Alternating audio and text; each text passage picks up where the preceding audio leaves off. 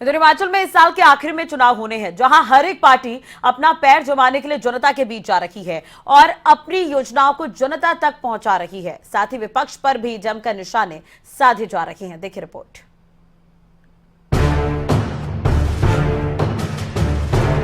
केंद्रीय मंत्री गजेंद्र सिंह शेखावत ने मंडी दौरे के दौरान विपक्ष पर जमकर प्रहार किया।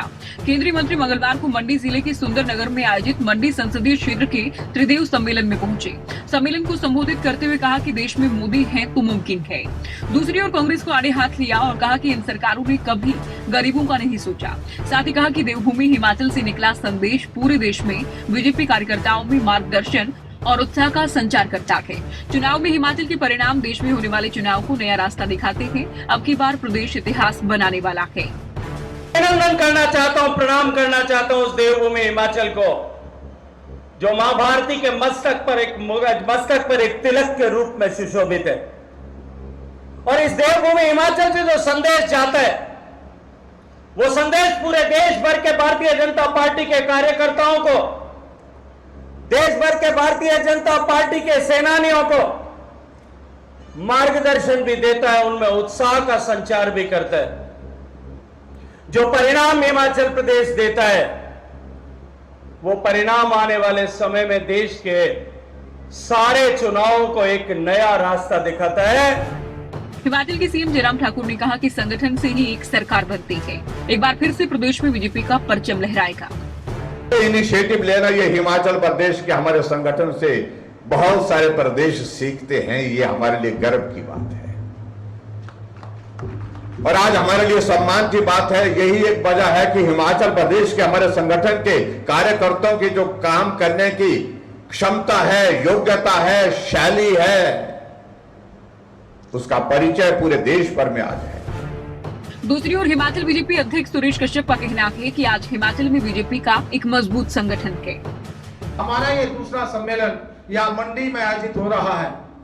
इससे पहले हमारा कांगड़ा चंबा संसदीय क्षेत्र का त्रिदेव सम्मेलन जो है धर्मशाला में हुआ था और उसमें भी इसी प्रकार से हमारे त्रिदेव जो अपेक्षित थे वहां उस कार्यक्रम में विराजमान थे।